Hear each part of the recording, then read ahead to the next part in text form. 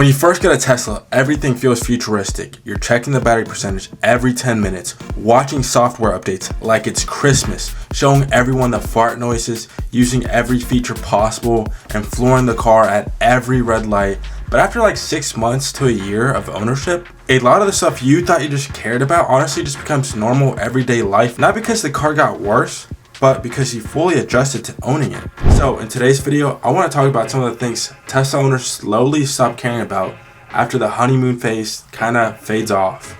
First, I want to talk about Ask, or actual smart summon. When I first heard about Summon, I thought this was going to be the coolest feature ever. And the fact that the car could literally come pick you up still sounds futuristic. And honestly, when it works, it's really cool. Especially when you're showing your friends, families, or you got a little date thing going on, random people are losing their minds seeing the car move by itself. But realistically, I barely use this feature at all. Maybe about like 20% of the time, if that. Most of the time, it's honestly just faster walking to the car or less of a headache thinking about using this feature at all. Because one of the main things that really annoys me while using this feature is you have to constantly hold the screen down on your phone from start to finish. But sometimes while holding the finger down, maybe there's water, maybe you slip, so it has to reconnect, it freezes, stops, or it just takes forever to connect to your data or your Wi-Fi. And by that point, honestly, you could just be sitting in your car already leaving. But now you're just waiting for your car to come to you. So after a while, Summon just becomes one of those features that's really cool to have, but not something I would use daily.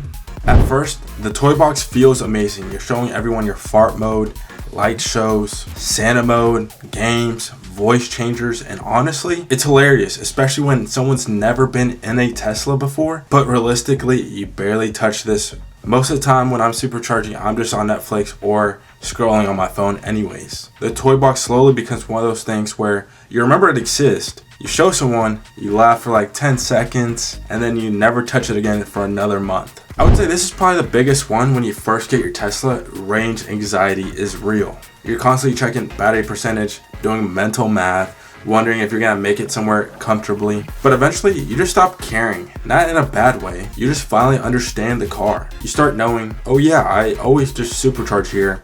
This place has level 2 charging. I can easily just make this drive without having to supercharge. And charging just becomes part of your everyday life. I hope this one's super relatable to Tesla owners. When you first get the car, you check every Sentry notification, every single one. You come back to the car, did anyone hit me? Did somebody touch it? What happened? Then you open the clip and it's literally just someone walking past your car. Eventually you realize 95% of the time, these Sentry notifications are absolutely nothing. So over time, unless something really just looks wrong with the car. Who does this? Come on now. Look.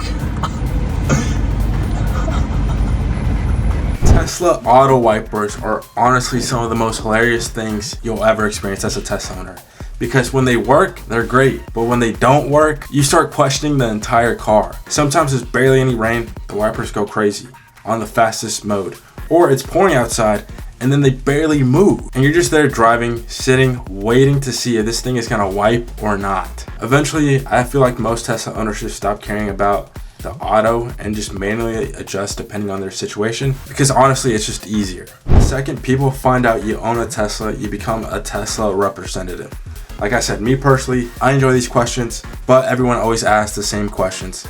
How long does it take to charge? What happens if the battery dies? How much is insurance? Can it drive itself? How long does the battery last? Where's your AA batteries? All of these comments. And at first you enjoy answering all the questions, but eventually you've realized you've had this conversation about 400 times. And now there's defending Tesla. At first you kind of defend everything because you're excited about the car, but eventually you just stop caring about what people think. You realize people will either understand EVs or they just don't. And honestly, that's fine. At first, software updates feels like Christmas morning. You're reading every patch note, you're watching every update video, you're trying to find every little change, but eventually you just kind of stop caring. Now, honestly, I would rather just watch a quick YouTube summary about the updates, because sometimes the update notes are super long and the actual update is basically minor bug fixes. The bigger updates are still exciting, like spring updates or winter updates, but after a while, software updates just become normal. When you also first get your car, you floor it everywhere.